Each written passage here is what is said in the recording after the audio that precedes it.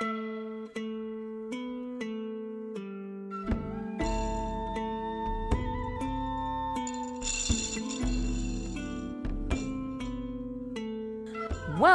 to the Partial Historians.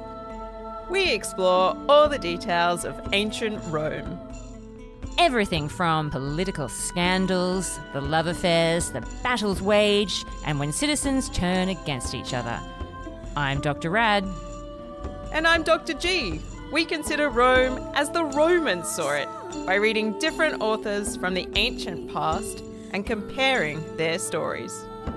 Join us as we trace the journey of Rome from the founding of the city.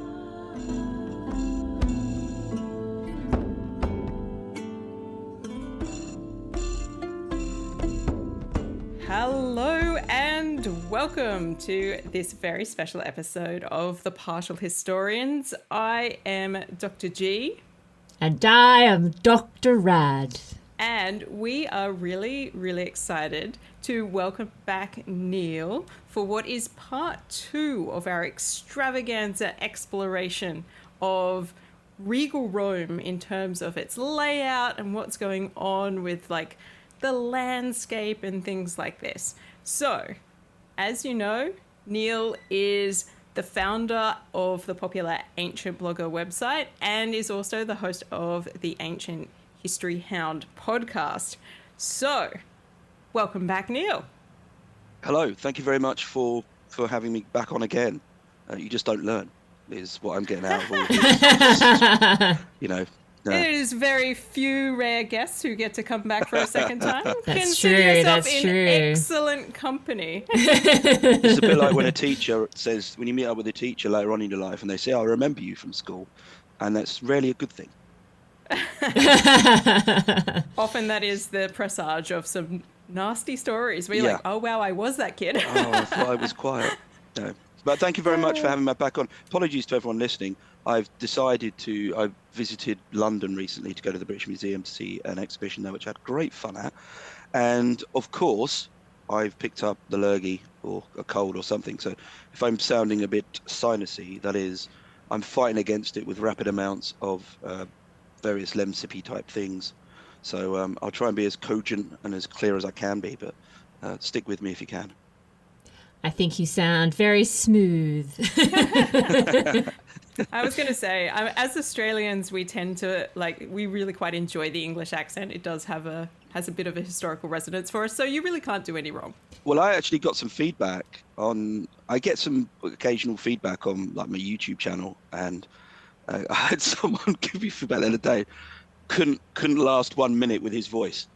Fair enough. I just didn't know my mum was on YouTube. I was way beyond that, but, there we go. A bit harsh.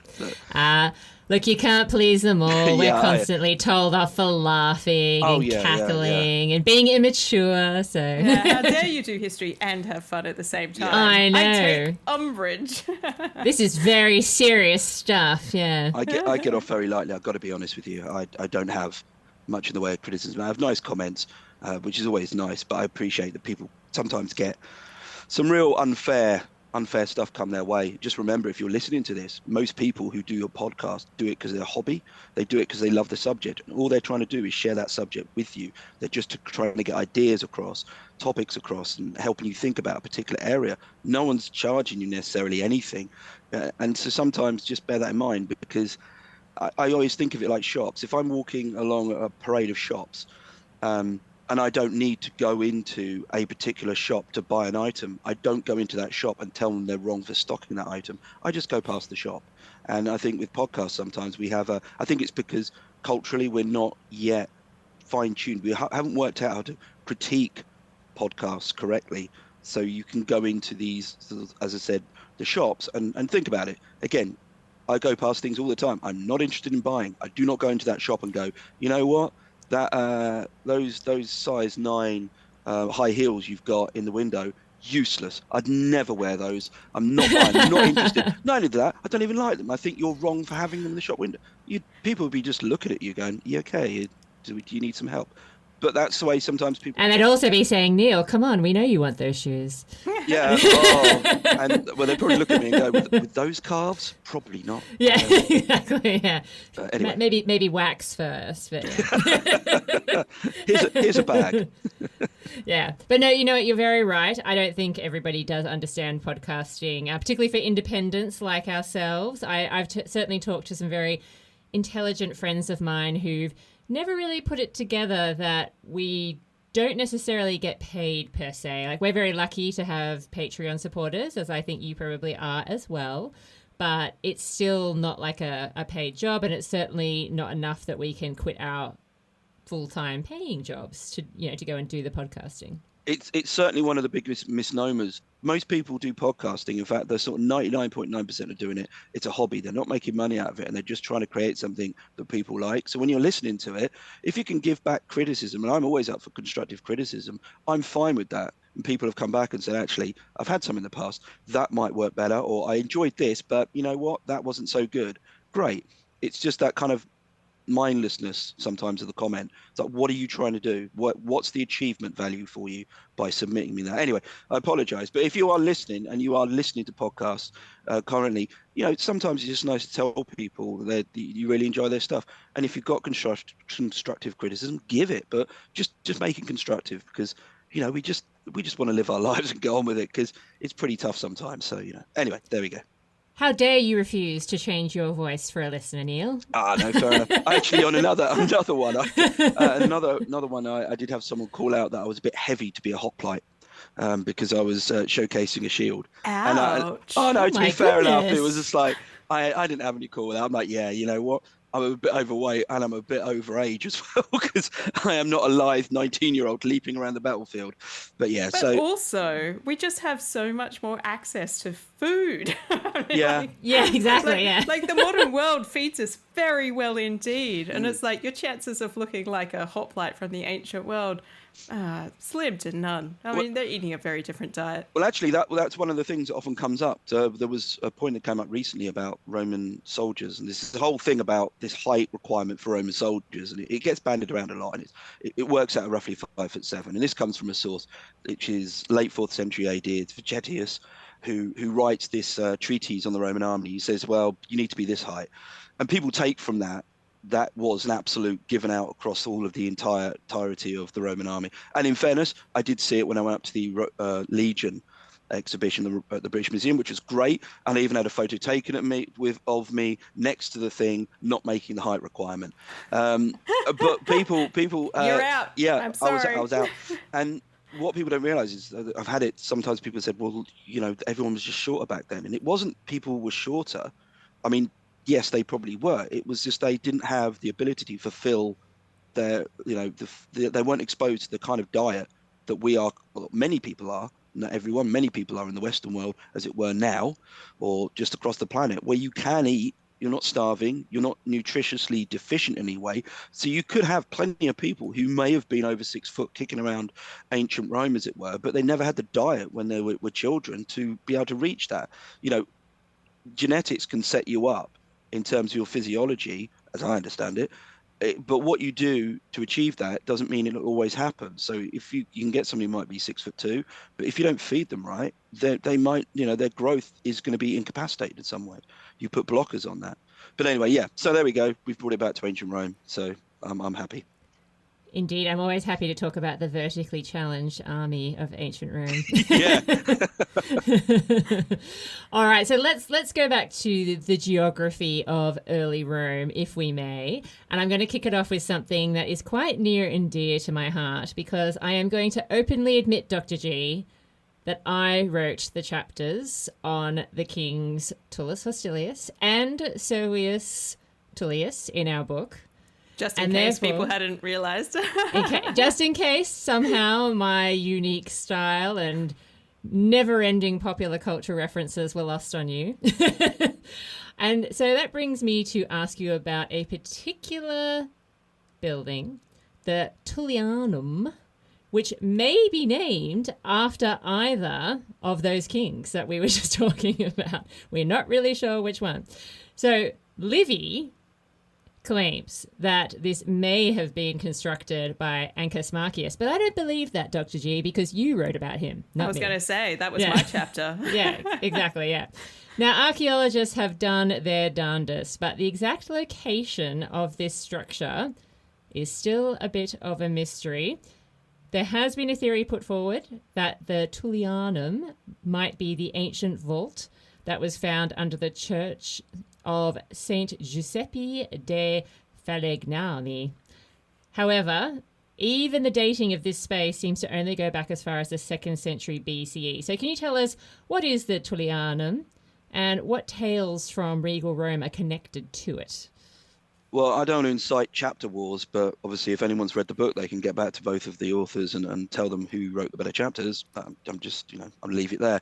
But thank you very much about the Tullianum. Yes, the way to think about the Tullianum, and I did think about the best way to understand it, is almost starting at the wrong end of things. So we want to start around the time of Livy and think what Livy was seeing. So again, we'll work on the premise that it is under that church that you mentioned. So we'll take that. Again, these all comes with caveats of further things may give us more clues and more ideas, and we always have that. That's why whenever I'm talking about anything, I'm always very, very delicate about giving an absolute, because, two days after you release an episode, you've written something, an incredible discovery scotches everything.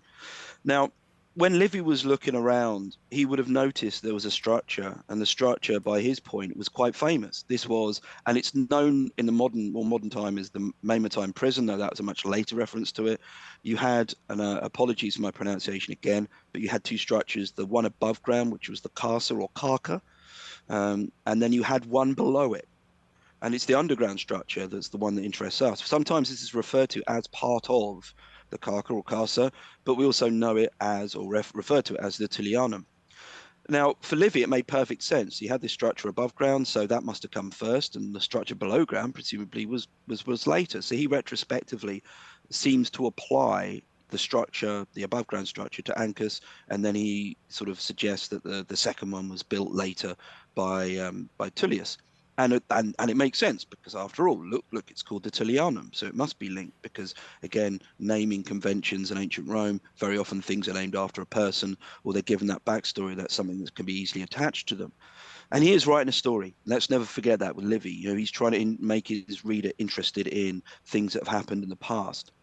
And he's also not going to conduct extensive archaeological interest or excavations into these buildings. Oh, so come on, Livy. You got to work on your method. Yeah, get your trowel out, Livy. I've always said it. So what we're looking at there, so the Tullianum, and I thought of another way of considering it, and I dare say both of your good selves and everyone listening here would have walked around and they would have seen a building that's changed use. In the UK, there's a sort of chain of development that seems to occur. Something used to be a bank, that turns into a pub, that gets shut down many years later, that becomes a block of flats or becomes something else. And so if you look at some of these buildings and go, well, hang on a sec, that must have been always, it's just an odd looking building, but it must always have been an office or a block of flats. You actually know it's been repurposed, it's been rechanged. Originally it was built like this. And there are famous examples. I think it's the Louvre, the museum in Paris, that was originally a palace, and then it got changed. And that's not a huge leap of change for a particular building, particularly in France, where they didn't really have many kings kicking around after a certain point to have buildings for. But with the Tullianum, it's really interesting, because what Livy's trying to do is make sense of what he's seen and retrospectively fit that. But what we have is a bit of a curiosity. So the idea was that the Tullianum was this underground, by Livy's time, underground, I say dungeon, I don't like calling it that, but it was kind of a holding cell. And it was a holding cell for the famous. People such as Vercingetorix, all of those people who were involved in the Catalan conspiracy were apparently held there, and after which they would be executed, and sometimes they would be ritually strangled down there, such as, I think it's Vercingetorix who that occurs to. But the issue with it is that that's what Livy was seeing, and archaeology and other sort of works, and again with the caveat of more things will come out, has determined there was probably a very different use. And this use seems to have been that of a spring or a cistern. And the rationale behind that is because it's an odd structure. And it's been changed a lot, because in the modern, even in the say the ancient Roman times, the later building of the Carcer, which I think dates to around the second century BC or thereabouts, that seems to have changed the structure below it quite a bit. So they think it's several meters, it's 2 meters high or so, circular building. I think it's about 7 meters in diameter or thereabouts. And the premise seems to have been that this was a tholos type design, which if anyone who's listens or knows much about ancient Greek architecture will immediately think of. This is a circular thing with a dome sometimes. And it was a system. And not only was it a system, like many systems in ancient Rome, it was linked to a deity. It would have been sacred. It would have been given some religious provenance on some level, which is actually ironic given what I'll come to in a bit. And so that's what they thought the original design was. And when they looked at a section of the walls, they actually came across the type of wall structure. It seemed like ancient the way it was built. They said this is archaic. This looks pretty much like a cistern which has been found elsewhere on the Palatine, and around that time it's common pattern of the way that the wall was structured. However, when they looked at the stone, and I read a paper with incredible amounts of letters after numbers, because they did sort of various isotope stuff on the walls of the remaining structure, what they could get to, because again it has a religious connotation now. So you can't just go around and start chopping these things up and removing and excavating. They found that the stone dates to probably around the 4th century BC. It's a particular type of stone that Rome doesn't get access to around that time, or seems to pop up a lot. And so the question is, why would you have an older structure with newer stone? And one argument which sort of appeases this, and I think works quite well, is this was a really important religious or spring that had religious prominence to it. And therefore it had been reclad, rebuilt, which isn't an unusual thing. You're just using more recent and better tools and better construction materials to rebuild it. And you do that because it was important. So the idea was that this, in fact, was, as I said, a spring, a sacred spring that filled a cistern. And then you go, well, hang on a sec. You've both said Tullius. Well, we got Tullius there. We've got Servius and we got Hostilius. So where does that link in? Well, it's been argued that actually the word Tullus is Latin, or comes from the Latin to mean spring or jet of water. So again, this links into Livy trying to find a way to connect dots which may not be there, but building a logical picture. And I'm not going to criticize him for it, because I think it's a relatively good way of considering what he saw. There's also another element to all of this, and that's apparently there was a gate in the Servian walls called the Porta Fontinalis, and this allegedly gave access to a sacred spring, and it's thought that this gate was near to where the current site is. So this might be the sacred spring that was linked to that gate. And there is, and I'll finish up with actually 3 things of note. First of all, the Romans had some really cruel, horrible stuff. But sometimes, as we'll see later particularly, they had some quite fancy festivals that just seemed kind of, that seems like a nice thing. On October the 13th, they had the Fontinalia, which was where wells were adorned with flowers. And I think that's really quite nice. Sort of obviously a celebration of how important these things were. And again, need to remember that flowing water often had this religious connotation to it. Springs were often where people, I wondered actually, and I couldn't find anything to link this in, but Numa's, the nymph Egeria, whether or not she was linked possibly to this spring. Again, I don't know, because she was said to hang around a spring.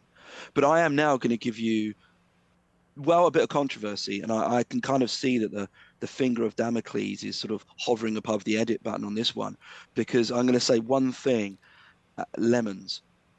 So there is quite a controversy in ancient Rome about lemons and when lemons became introduced.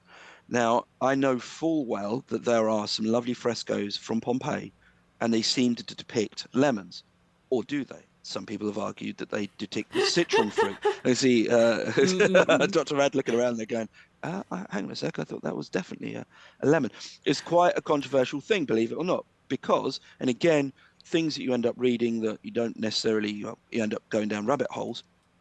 There were various papers done on evidence of sort of citron fruit. Now, to identify citron fruit, particularly lemons, is really quite difficult because different pips, and you've got to look at pollen, and it can be difficult to distinguish these. And they have found evidence of citron pollen in and around Naples. Not enough, apparently, in quantities that are dense enough to suggest there was farming going on, but there was certainly citrons. And an argument has been that lemons were around in the time of Pompeii. And that's possibly true because the only piece of definitive, or the earliest piece of definitive lemons being anything in Rome, is found in the Tullianum, where they found lemon seeds. They were able, this dates to Augustan period, they were able to specifically date, or not date them, but identify them, because citron pollen, citron seeds can often look very similar to each other, and they had this. So there we go. In case you've got that gap in your life, it's now well and truly filled. You know that lemons were certainly a thing around Augustan Rome, and we know that from the Tullianum. The other thing is the fact that this whole idea of a spring and it having religious connotations has shifted across, because there is, again, I don't know enough about the Catholic Church to know whether or not this is fully endorsed, but I suspect it is in some way. But you can apparently visit St. Peter's. It was a site, rather, of one of St. Peter's miracles when he was held at Rome. He wanted to baptize a bunch of people, and guess what? He's struck the earth of the Tullianum, and a spring emerged, and from that he was able to baptize a bunch of people. So again, you have this link of a spring being based within the Tullianum. You can't get away from that being a central function to it. It's just interesting how Rome, again, adapted and evolved what was already there to possibly something very separate. It was by the time of Livy, possibly a holding cell, and it may have been this whole sacred spring thing. That was lost in the memory. And then again, this points to something that I've mentioned, we spoke about in the first episode, where even within ancient Rome, things got lost, things got remembered, things got reinvented. It wasn't this monolithic block of time where everyone is considering what happened in, 5th century BC. That was just a week ago. 1st century BC, nothing's changed. Everything's changed. So we always need to remember that. There was within ancient Rome, there was an ancient or more ancient Rome that it knew of and tried to work out. Anyway, so those are my thoughts and some things about the Tullianum. Oh, look, I'm very intrigued by the lemon seeds. It makes me wonder what on earth was going on in that holding cell. Was it something nice, like them saying, oh, yes, I'd like some water with just a slice of lemon, please? While I'm down here, I'm going to make some limoncello. Why not? Exactly. Or was it more like, yeah, you made some bad life decisions. Here's some lemons. Try and make lemonade out of them. I dare you. Classic Romans, I would say. Yeah, look, I think that's really fascinating. There are so many springs in and around Rome. It's just the nature of the geography. And all of them are considered sacred in particular ways. So it's interesting to try and tease out particular details relating to a singular one. But I think this actually leads in really nicely, this idea of springs, into my question for you. And I know this is a topic dear to your heart. The Cloaca Maxima. So thinking about things that might be watery, but maybe in a less pleasant way. I'm actually going to throw a question back to the both of you good selves. It's more of an exercise, a mental exercise. And for anyone listening, I suggest you do this as well. And the question is this: could Rome have developed and achieved what it did without the Forum? So if it didn't have access to the Forum, could it have achieved what it did? It might have done. But if after considering that question, your answer, your conclusion is, no, it couldn't have done, then the Cloaca Maxima is possibly the most important structure in ancient Rome, certainly the early development of it, because without the Cloaca Maxima, you do not have the Roman Forum. And I can get into the whys of that in a moment. So, Excellent. Setting up the mystery. Yeah, the mystery of it is something that I spoke about prior, and this relates to flooding. And here we come with some numbers. So, the problem that we have with the Forum, or the area that came to become the Forum, is it's in a valley, and it's between the Capitoline and the Palatine Hill. Now, being in a valley, it was prone to flooding. The bigger problem was quite extensive flooding. At the time before it was developed, it sat at around 6.9 meters above sea level, which sounds quite high up. And you think, that's not too bad. Except the problem was that the seasonal floods from the Tiber could reach up to 9 meters above sea level. So what we seem to have in play then, and again, this is more identifiable through some of the archaeology that's done, because we can sort of see, or what the work has been able to see, that there's been these layers of material that have been laid on the forum, and it raised it up by around 3 meters. And it seems that this work undertook a lot of time between the 7th century. It was probably discontinued and then carried on, and the amount of material required was around 20,000 cubic meters. Now, I don't know what 20,000 cubic meters look like. I don't know how big that is, but I did some basic sums.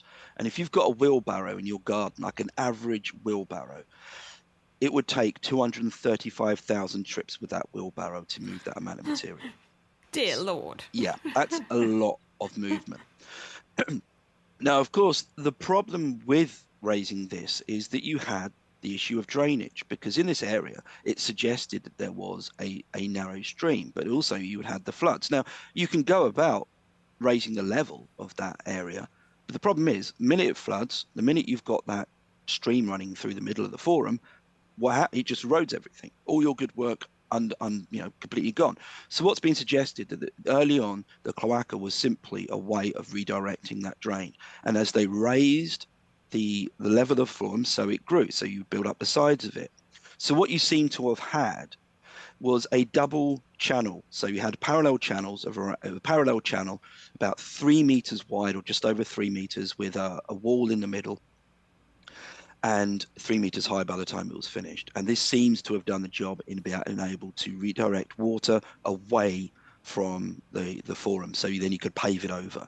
The big kind of controversy over this is whether or not it was open or paved, because again, this wasn't a sewer, and I'll get to that in a moment. This wasn't a sewer in the conventional sense. This was just a way of draining the area.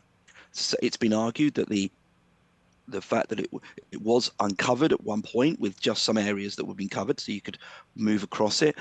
Others say this didn't happen till the 2nd century BC. Some have said, no, actually, this was from day one. It was always covered.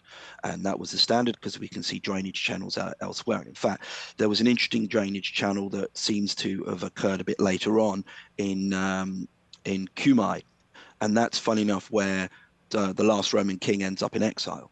So this idea is that there's the technology is well known about, and it's something that people are quite proud of having. In fact, it's something you'd showcase. It was a mark of distinction to have this kind of engineering feat, because that's what it was within your city, within your the city that you boasted of. So this is what this did, and it's quite a fascinating thing, because people, and I've had chats with people since on this. In the later Roman imperial period, it's really quite difficult to get across just how much surface water there was kicking around. And the Cloaca Maxima, by the way, gets expanded. I mean, it gets really expanded. By the time of Livy, you had, I mean, again, the modern analogy I'll give is, think if you're old enough like me, you can remember when the internet was about 4 websites. And you can remember when there was Ask Jeeves and Netscape, or whatever it was, that was the pre-Google times and all of this kind of thing. And obviously now you see it's completely different. This was a very basic, advanced in itself, but a very basic structure that was then added to. So now what you have is, when people look at it and they excavate it, you've got these different parts of it that are much newer than other parts of it, because it's had to be developed and changed and rebuilt, extended and everything in subsequent periods, which again makes things more difficult, because how do you see what the original bit was? So that's what you have with the cloaca, and it's absolutely, like I say, absolutely fascinating, particularly in regards to how it functioned as a sewer, because it was generally there to take away surface water. You've got, by the time of the imperial period, you've got a lot of water that's coming from fountains, off roofs. There's been extensive repaving, so you've got all this runoff, all this stuff. One of the big things that come out, and again, I was talking to kids in schools, always loved this, is the idea that the toilets might have been connected, but largely weren't based on the evidence that we have, particularly at Pompeii, where there's quite a lot of surviving structures that you can see that toilets weren't connected to the sewer. They weren't connected to the Cloaca Maxima. Did human waste end up there? Yeah, it did. But the thing was, we think of it slightly different. For a Roman, or certainly the Roman period, the idea of using water to flush away human waste wasn't really the most obvious way of dealing with it, because human waste could be used in a number of ways. A main one was as fertilizer, and you had people who would come along and collect it and actually buy it from people. Now imagine if you're someone who lives if you're a poor Roman, so the majority of Romans probably, and you live in an insula, live in a small building where you probably have a chamber pot, and your chamber pot would empty into a larger larger pot or some container. That container might be taken away, dumped outside. That seems to be the case at Pompeii. But also the owner of the insula might have a deal, and you might be selling it as fertilizer. If you were someone who had a house with a toilet in it, it wasn't a toilet, this was a sort of waste disposal, often in the kitchen as well. The idea would be that solid waste would be put in there. It could then drain through the rock, and people would then come around and they would buy it off you. You would have slaves if you had a toilet. I mean, most people had slaves anyway, but you'd certainly have a suite of slaves, as it were, if you had a private home a home with a private toilet, and that would probably be one of their jobs. One of the things you wouldn't have occurred to Romans would be to use water to flush it away, because why would you? Now, there's a separate argument to be made in the case of baths and things like that, but you've got to think about Roman baths as quite an unusual, even though there were a lot of them, these were a later sort of imperial time when Roman baths really become a thing in ancient Rome. Obviously, there are some at Pompeii, and there are some that date a bit earlier than they did, we think, at Rome. But in either case, just flushing and having that as the equation of dealing with waste just didn't make sense to Rome on many levels. And you could do other stuff with it. And there was one final story. Well, actually, there were a couple reasons why you wouldn't want your toilet connected if you did live in Rome to the sewer. The first would be, well, if the Tiber floods, you've got a lot of fun coming your way. The second one was rats. You've basically got a super highway for any kind of rats or anything to come back up through the toilet. And the other one, and please don't laugh at this when I say the words gas traps.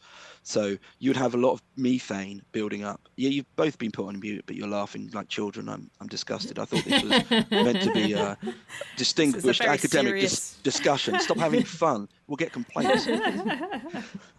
And the idea was that if you had built up a methane and it's going to come back up through that particular receptacle, and it's in a kitchen, well, Romans were quite big on candles. So you've got to watch out from that. And one final one is one that I get a similar reaction from telling kids as I do adults. And it is very much an outlier. So don't take this as a reason. But Aelian gave a great story on animals. And I don't know if either of you heard this. It's a bit of a mystery. There's this merchant who owned a stockroom or like a storeroom or something, and it wasn't a Rome. It was he was a Spanish merchant, and it was somewhere in Italy, but it was near the coast. And he had his stockroom, and one day he goes into the stockroom, and his pickled fish have been raided. There's bits of pot everywhere, and he's just baffled by it because the locks, no one's gotten through the door. The lock's fine. What's happened there?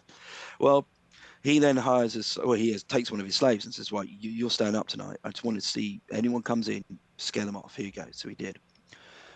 Slave come back the next morning. The slave's absolutely terrified. Can't get many words out of him. Invariably they do, because he's a slave.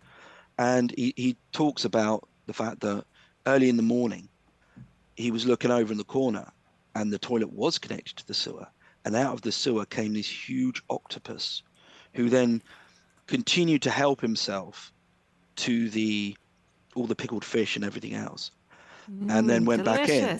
Yeah, and unfortunately they end up getting the octopus. It doesn't end too well, and it's one of those stories which you think, sounds good, doesn't it? Until more recently, when there was those number of those stories of octopus escaping various aquariums and end up, getting into an Uber and going downtown, having a good time of it, coming back home, 4 a.m, whoop, got to go back home.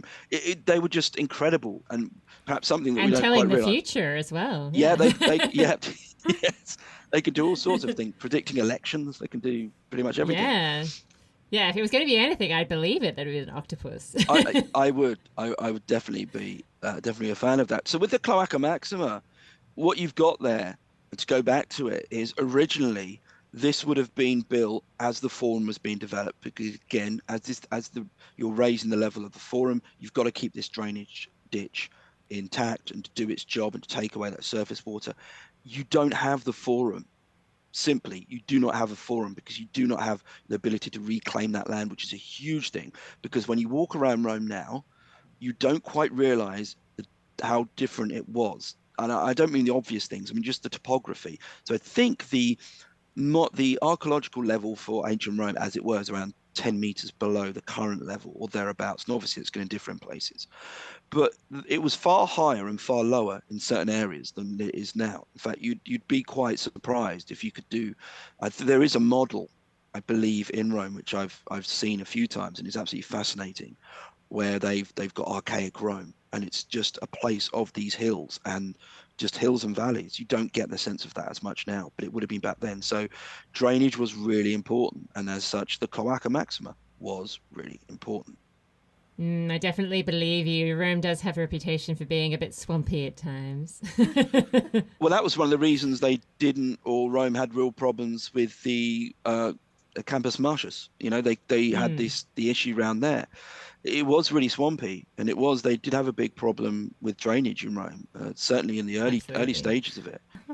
No, I always think of Campus Martius, and I know it's named after Mars, but I always think, what marsh is in its name as well? Yeah, exactly, yeah. The marshy Martius. Exactly. So switching gears a little bit from gas and all sorts of delightful things that you might find in a sewer, let's talk a little bit about the Circus Maximus. So it's not necessarily the thing that springs into people's minds when they think of Rome. That usually goes to the Colosseum, which is now seen as like this symbol of ancient Rome in the city. However, the Circus Maximus is much, much older than the Colosseum, and therefore definitely worthy of our attention. So what made the Circus Maximus so special? And why is it an important structure to think about when we're exploring the geography of the Regal period? Okay, so I explain my boo to start with. I like the Colosseum. I've been there, I've walked around it, and I've gone in it. But for me, I'm old school. I'm Circus Maximus. In fact, I thought about my dream job, and my dream job would have been marketing consultant for the Circus Maximus around AD 80. And I would have had things on the wall saying, yeah, Circus Maximus, but the clowns are at the Colosseum, that kind of thing. I would have gone full in. There would have been hashtags everywhere. So the Circus Maximus actually links in, before I go in even more, Circus Maximus links in to the Cloaca Maxima, because it's thought that there's a similar technology that was being exchanged there, because this is in a valley between the Aventine and Palatine hills. So if you're walking, again, we used our clock analogy in the previous episode. If you're looking at Rome and you've got the Forum Bararium at the center of the clock, you're looking at sort of between 4 and 5 o'clock here, and that valley runs sort of southeast or southeast, in that kind of general direction. It was prone to drainage, and there are elements of it which seem to have been forgotten but sort of remembered in some of the rituals and associations I'll come to in a moment. But the initial problem they had was, how do you get hold of this really nice piece of land? Again, Rome, as it's trying to develop and expand, you can't just live on hills. You need flat land to do stuff on. And what you have in what is I think it's the Murcia Valley is actually the technical term for where the Circus Maximus is you have an alluvial plain, apparently, which seems to be like an old flooding plain, or used to be a river there or some such. And what you have are 2 channels. And you have a sort of build-up of material between those 2 channels. And so what Rome does is it takes that physical topography and amends it slightly and creates the Circus Maximus. Those 2 channels become the tracks. That central build-up of material becomes the spina, that bit in the middle of the track where in later periods you have all those fancy statues and whatnot. And so what they're doing is they're taking advantage of what's already there, but they're slightly rebuilding it. And it's also involves, by the way, drainage. It's thought that there was drainage channels either side of that central bank and going around the edges of the track. If you were to look at it above, think of a cartoon where you have a magnet, and it's like that big C shape, that elongated C shape. That's what you have at the sort of Circus Maximus. Now, obviously, at the time of the Regal period, you've got to get rid of any thoughts of how it looked like when you're probably thinking about it in its heyday, when it's got 250,000 people allegedly being able to turn up there and all of this kind of thing. It was simply a track where you could run various events, and there was one particular event that they had there.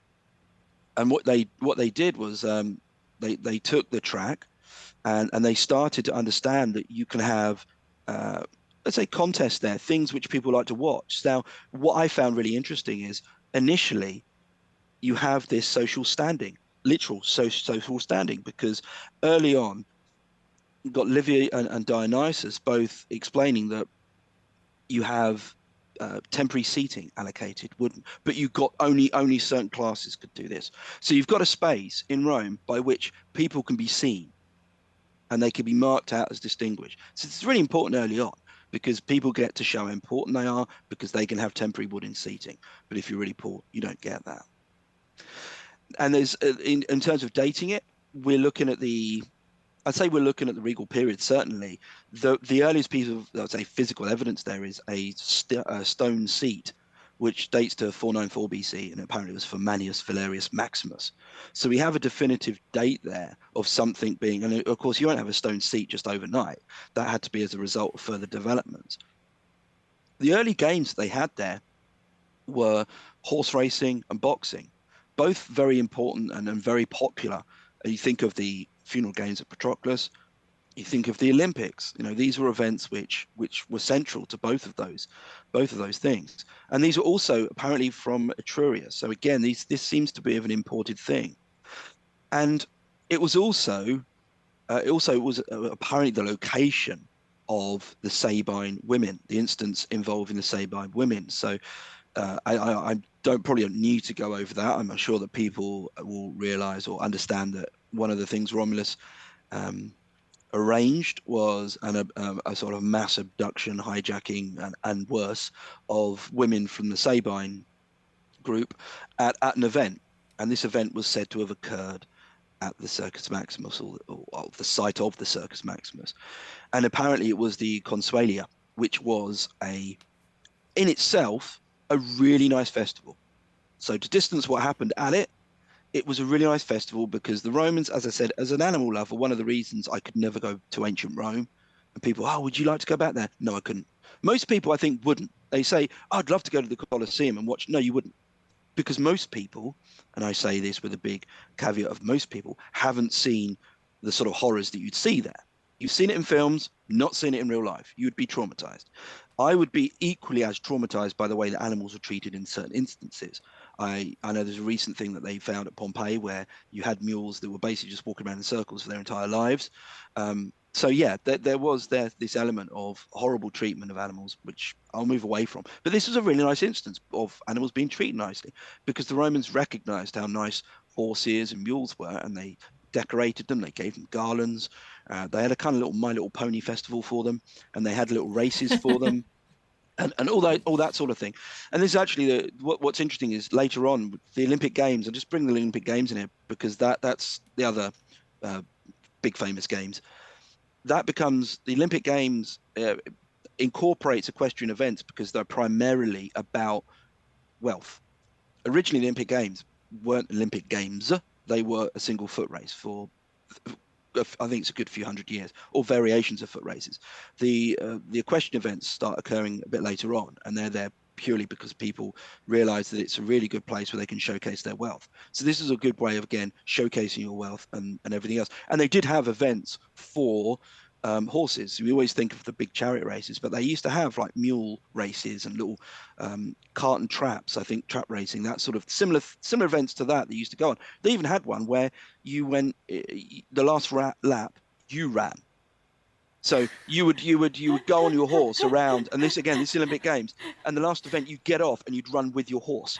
I've got to buy myself an advantage by getting the horse out the front real quick, so Yeah. I can. That also sounds like a fast track to being trampled. Well, the origins of this, that it's thought that this actually related to cavalry engagements, because one of the things that sometimes, again, isn't fully realized is that we think of cavalry engagements in antiquity, and there's some confusion exactly how they undertook. So you think of Alexander the Great, and you think of knights, and you think of people charging around on horses, fighting people. Well, that did happen, but earlier on, certainly, it didn't. And there was definitely a school of cavalry engagement, which seems to indicate, I think it's Livy who mentions in one engagement where people would get off. So it would be like dragoons, I think it is. You used your horse to get to the location you need to, and then you'd fight on foot. Very often you'd be using the horse to chase down, or where you had a full advantage, you needed mobility. But the idea that everyone was like charging around on the horses, fighting the horses, not necessarily the case, for a number of reasons. And when you look at some of the equestrian games and the Olympic games, you see that there's a lot of that. I mean, there are other ones where you've got the dancing, the running, racing armor at the Olympic Games and things like that. So there's a lot of sort of military virtue exposed there, and I suspect that's a similar thing that's going on at Circus Maximus. You've got boxing, which was brutal. If it went by the rules of the Olympic Games, then there weren't rounds. You just basically punched each other until, and there were some horrible stories of people swallowing their teeth so they wouldn't look like they've been hit too hard. And I even remember reading one instance was when if it went on too long, they just had a punch off. So it was a case, if you punch me, I punch you, and then whoever, things like that. So it was pretty brutal. But again, it was this was a high cultural moment, which occurred at the Circus Maximus early on. And again, you've got that involvement of the horses. You've also got a bit of and this is what I referred to earlier, with a mixture of things going on, because you have the mystery altar. So at the end of the one in the turning points, the terme, so you had a simple track. So if you're in Rome at this point, you've got a simple track with drainage channels on it, and you've got some people who are able to stand on wooden seating. And of course, you wouldn't have anything permanent up. Why would you have something permanent up when it could flood, when it could rot, the rest of it? No, you just put up when you need to. And there seems to be a god associated here called Consus, and Consus was apparently god of the grain and harvest, but he apparently also had an altar underneath that final turning point, and it was buried. And the way it was unearthed, and it seems to be of a secret nature, and it's interested. The Dionysius of Halicarnassus, actually, and I'll quote here. He says, the subterranean altar was erected later to a certain divinity whose name may not be uttered, who presides over and is the guardian of hidden councils. Now, this might be because he can't say Consus, because apparently you weren't meant to if you were considering this god of secrets. Not very good god of secrets if you tell everyone your name. But even so, there's something going on there. And people have thought, well, what's the association with wheat and grain there? And it's thought, well, perhaps prior to the Circus Maximus being established there, it could have been a location where wheat was grown, which we also have possibly again at the Campus Martius. Have these low-lying areas where you can have some agricultural produce going on, because again, Rome doesn't have many flat places, so it needs to find it's growing things anywhere that it can do. And of course, by the time of Livy, Dionysius of Halicarnassus, they've kind of mixing things up. So originally the Consualia is meant to be for Neptune, who is Poseidon for the Greek, or his a version of him. I should underline that heavily. A version of him in the Greek pantheon is Poseidon, always associated with horses. So again, it's this weird crossover. So possibly there could have been something earlier there involving Consus, involving wheat, which apparently could also be stored underground, which is why they may have had this altar to him underground. And then later it's absorbed and rolled into this wider festival that's held there at the Consualia, which is then allocated to a particular event with the Sabines. And this wouldn't be the first instance that Rome does that. Roman religious system, which is quite ironic given how small c conservative Roman religion could be in some instances, loves accommodating other elements to it. You have the Saturnalia, which incorporates the Lectisternium at the end of the 3rd century BC, which was a Greek festival. There is this often enrichment of the Roman religion with other elements. So they quite happily repackage and roll things up. They certainly do. Yeah, so I think this idea of the Circus Maximus as being part of a multi-purpose space, I think is really useful to think about, particularly for this early period. So there's the theory that is put out in some of the written sources that the Circus Maximus was kind of created by the Etruscan king par excellence, Lucius Tarquinius, and that may or may not be just a bit of a story trying to connect that cultural element. But the fact that we've got all of this sort of layered meaning over time, I think is really key and crucial for appreciating what is happening as Rome progresses through its own history, as you say, and also thinking about what might have been the touch points for the really early stuff as well. Just one final thing on there, and just because I want to sell it even more. If something big happened in ancient Rome, it happened at the Circus Maximus. That's where most likely you had gladiator fights. That's where you had ceremonies. People think of the Colosseum as being this big centralized, and almost until Rome had a Colosseum, they just didn't put anything on. No, all the stuff used to go on at the Circus Maximus. Again, later on. But if you're a general and you've got you're looking to have a big ceremony or a big pomp and triumph, that's where it's going on. Julius Caesar has big fights there between various sort of sections of his army, or not his army, but kind of gladiator fight things going on there. It was a major cultural event, and it's weird because when you go to Rome, you don't see it as prominent as other sites, because again, other sites steal the eye a bit more, because when you go to it, it looks a bit more like it does now, or it would have done back then, sort of flat piece of ground. But when you go to it, just know that is real old school Roman. Yeah, and I think one of the things to keep in mind for people who are traveling to Rome and seeing it today is that the Circus Maximus retains some of its amazingness simply because that space continues to this day to be utilized for big events. So if there is a big concert happening and a huge band comes to Rome, they will often be performing at the Circus Maximus. It is the perfect location for giant events where you want lots of people. The way that it's laid out, the way that it has this gentle sort of sloping area to it allows you to accommodate a whole bunch of people who are able to still have a view on whatever it is that's being put on. So it is actually continues to be a really multifunctional space for Rome in that sense. So, leading to thinking a little bit further outside of Rome now. Ostia. So Ostia is the spot that crops up at the mouth of the Tiber River as it hits the Mediterranean Sea. So Rome, as we know, is a little bit inland. It's even more inland today than it was in the ancient period, because ancient Ostia is about 6 kilometers inland now from where the mouth of the river is now. So there's that whole shifting way in which soil moves around because of river movements means that Ostia is now inland. But I would highly recommend anybody go to Ostia Antica. It is incredible. I don't think I'm done exploring that site.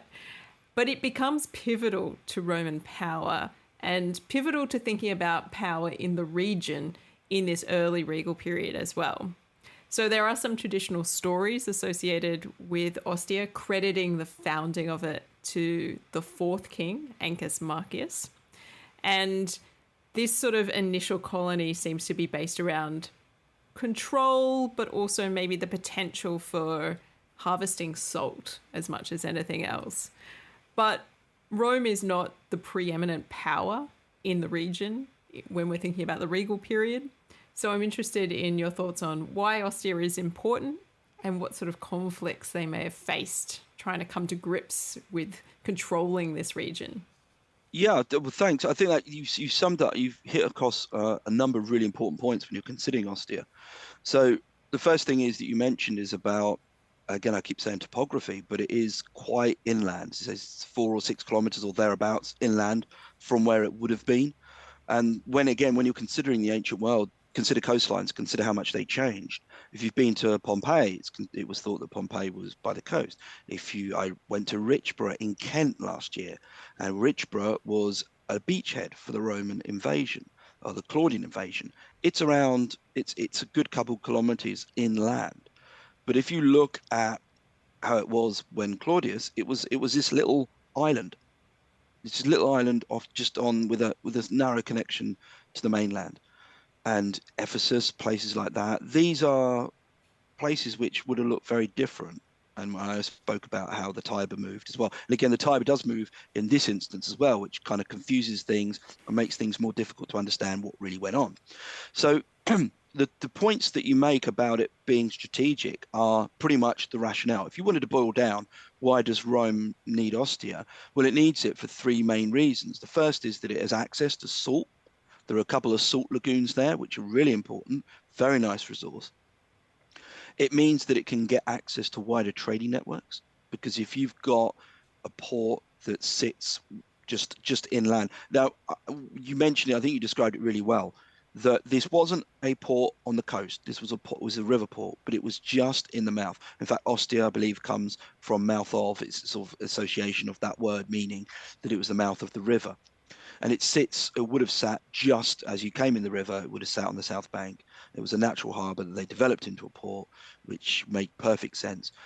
And the final reason why, this is the third reason why Rome needed this, was because if you've got access to who comes in and out of the Tiber, then you're far more secure, because after all, you are downriver of it, or upriver, or whichever way the tide goes. So you needed it for three main reasons, really: security. You needed it for commerce, and you needed it for a second reason for commerce, for salt. And again, I know we spoke about civilization and the importance of salt. So yeah, this was really important for Rome. The difficulty with it all is putting together anything which really builds up a picture of what Ostia could have looked like before the 4th century BC, mainly because there's one main building at Ostia that dates to that period. It's the earliest building's been dating. It's known as a sort of tower. It's the castrum.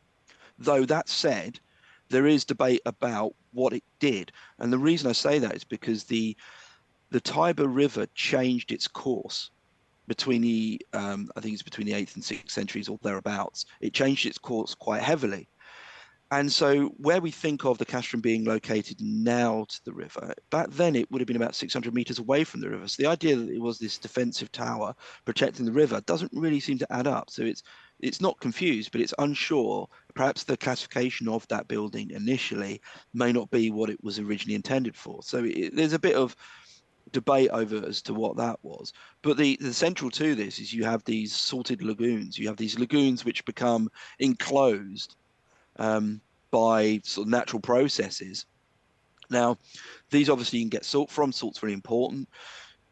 Determining activity, human activity there is quite difficult, mainly because there isn't a great deal of archaeological evidence that goes back. However, again, there was a paper which I read, and it looked at some of the drainage channels that were dug, but connecting the salt lagoon to the sea. And it seemed strange that there had been a couple drainage channels that had been maintained.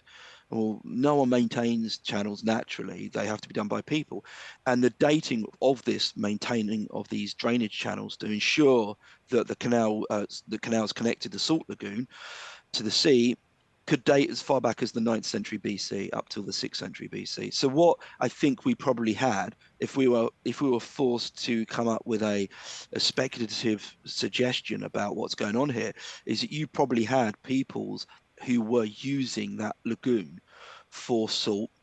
And what Rome did was early on, it seemed to have got hold of that resource. Exactly when, we're not sure, because again, we've got the earliest building as 4th century BC, but prior to that, it's highly probable that you had something there, because again, stone buildings, when it comes to Roman fortifications, stone buildings are the latter. You don't rock up and just build a stone thing. Generally speaking, What? that is yeah, crazy. You telling me the Romans didn't come fully formed out of the womb as world dominators? No, you're mixing I'm it. shocked. I'm shocked. You're mixing it up because it's sweet. It was the Vikings who had IKEA, so they could just have flat pack everything, bring it over to build it. Romans didn't have that. They didn't have their. Although they did do, obviously, when I say flat pack, I'm immediately now thinking of the Punic Wars where they nicked the boat design from the Phoenicians. But anyway, from Carthage. Anyway, that aside, what generally happens, developments, and we see this. I did some work and I did a podcast with Dr. Andrew Tibbs, and he was speaking about Roman fortifications in Scotland. And what people don't realise is most of the time, due to drone technology, you can see these things far easier now because you can see the pattern on the ground. Because otherwise, you could be walking across one and not realise it's there, because they would have been originally wood. The Antonine wall, a wall, never got past the turf stage. It was just originally made of earth. You'd make something of earth or wood, and then you'd build it up if you needed it to, because again, sometimes fortifications were temporary.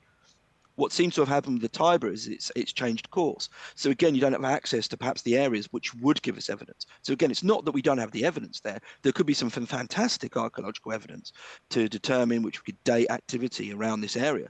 The problem is, because the Tiber has moved course, it might be directly under the Tiber now. Or it could be under some houses near the. But locating exactly where everything was at this period is still a bit speculative. It's not where necessarily it is now. What you have now with Ostia, again, it doesn't suffer so much because it is a site which I'd love to visit and I've heard is wonderful, and it annoys me that I haven't been there. So stop bringing it up. Is that you have a much more modern, and by that you have the later Republic period. They go all in on Ostia because it's such an important location. It's so integral, particularly I think that's where the fleet for, again, Punic Wars, that's where the fleet's based. So it's so important to have that developed. So you look at it then and think, yeah, but that probably wasn't what it looked like 400 years before. In fact, it might have been in a different place. And Roman port design and way that Roman linked up, eventually Ostia is not abandoned because it's still kept there, but they then move it. You have Claudius who sort of redevelops the site, and then you have the basin, the famous basin, which is this. I think it's an octagon you can actually see from the sky if you look. Apparently, if you're flying into one of Rome's, the Portus, you can actually see it. It's there. It's this perfect. Again, I don't know if it's an octagon. It's got a lot of sides to it, and it's not a circle, but it looks like a circle. That's my maths for you. You can actually make that out, and that was on the coast. That was Trajan. Yeah, that's right. Yeah, and it had a lighthouse as well, which is very nice if you like that kind of thing. But anyway, going back to Ostia, again, it's one of those places which we know was strategically very important to Rome for a number of reasons, but our hands are tied somewhat in understanding more about it because of the way it sits now and because of the structures that are on it now. And this is always a problem, because if you've got a site in antiquity that becomes really popular, it's usually popular for a reason that resonates in later ages. So again, you don't have that. You have that issue. I visited Bath, Roman Bath, a good few years ago, and under it, you can go downstairs and you're looking around the Roman remains, and they got I think it was this front of this temple, and it looks amazing. And they said we can't excavate it. We've got this fantastic, but we can't excavate it because that will probably bring down Bath Cathedral, which would be, I understand, a bad thing. That would be a shame. That would be, yeah. And I've been to Bath Cathedral. It's a lovely building. I think it's Bath. Yeah, it's a cathedral. I'm pretty sure, but it doesn't have great foundations. So you've got this, and you've got this in modern Rome now. And again, I think with the Tullianum, it's a great example. If I wanted to go and excavate the Tullianum now, it's probably not going to happen because it's now sitting above a church. So how do you go about that? It's got all of these, not restrictions, but blocks to me being able to do that. So we have to go on what we know, which is again limited but frustrating. But yeah, Ostia, it is the curse of Regal Rome. Yes, they just did it too well. So you almost sympathise. And again, this is great because we're in a similar place to Livy.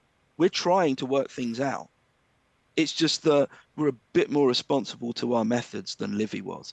Though he was obviously a very nice guy, he's quite happy to say, yep, it was named that, stick it to a king. Who can we allocate it? Pick a number, any number. Oh, you've The picked 4. best kings, naturally. Yeah, yeah. Stick it to that, and then we can talk about how great the Republic was in terms of reshaping it. But these were important spaces, both culturally and early on in Rome's development. They were developed early for a reason. There was a great importance placed on efficiency. You didn't just go, fancy developing that area because it's nice. And in a few hundred years, 800 years, 900 years, 1,000 years, well, it'll be worth quite a few quid. People want to build flats there. You're doing it because the immediate generation requires that resource and that input. We'd like a little less malaria, please. Yeah, a bit less. These hills are nice and all, but man, the mosquitoes. Yeah, it's too much. Well, thank you so much, Neil, for sitting down with us and taking us through some of these fascinating details, because I think it's always a useful exercise to go into that sort of exploratory space, like the intersections between what we can possibly know from an archaeological perspective, what we cannot possibly know because of the limits of that sort of understanding with continuous habitation and just our own inability to come to grips with the changing nature of the topography over time, which is a natural process and also a human interference process the further you go along. And to keep in mind that maybe we are all a bit like Livy. I really quite like that. Yeah, we're trying to make the best of it.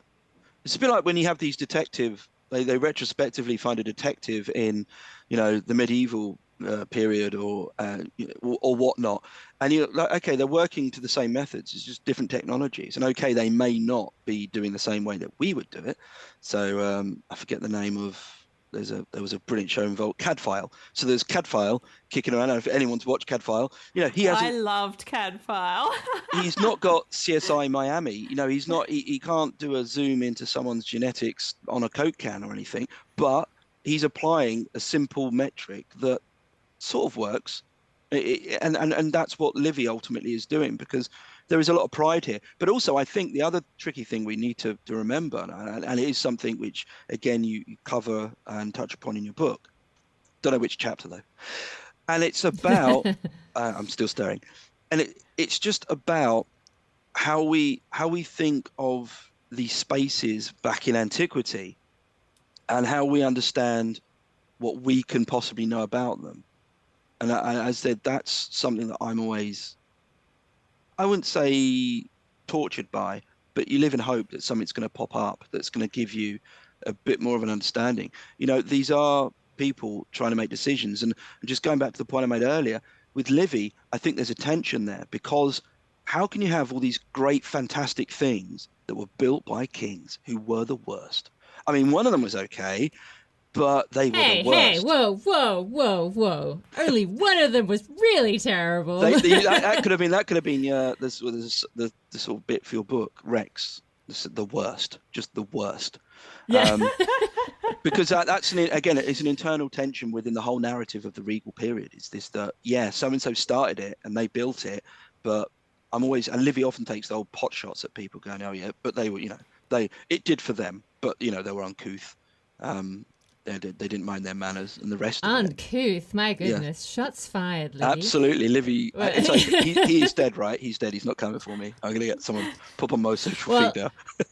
You've certainly given me a lot to think about. I know that I'm definitely going to go to sleep tonight imagining, how would Livy's history be different if he had access to drone technology? Yeah. And if nothing else, think of the My Little Pony show at the Circus Maximus, where they dressed up their horses and paraded them around and made them feel special. Well, listeners, we hope that you have enjoyed listening to Neil's absolutely mind-blowing knowledge of the early geography of Rome. As you can tell, it is well worth listening to Ancient History Hound if you haven't already started already. And Neil, thank you so much for joining us. It's actually a very special episode, not just because it's a part 2, a sequel, which we don't often do, but because it's actually technically Dr. G's and my 11-year anniversary today. Oh, today? My God. It's actually on the 1st of March, but it's almost the 1st of March in our time. And it is also a leap year, so... Oh, that's true. And if you hear a knock at the door and there's someone with a present, That wasn't me. That was purely coincidence, but I'll take it. I just want to say thanks very much. I really appreciate you having me on and being able to talk, and I hope the listeners have really enjoyed it. Feel free to blame me. The pleasure is all ours. If you haven't enjoyed it, you can find me on social media. I think we've established that we don't appreciate these sorts of comments. 5-star reviews only. Thank you. Yeah. Yes, exactly. Yeah. You can write whatever you want in the comment. 5 Yeah. stars. You know what? If you want to take your rage out at anyone, aim it at the podcasts that belong to massive networks. we're independents here.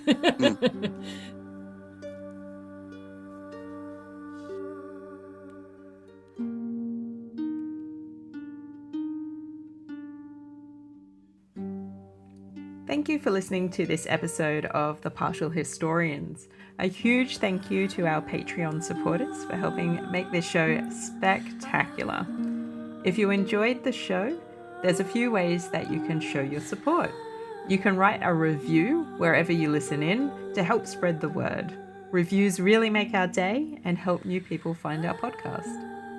Researching and producing a podcast takes time. If you're keen to chip in, you can buy us a coffee on Ko-Fi or join our fantastic Patreons for early releases and exclusive content.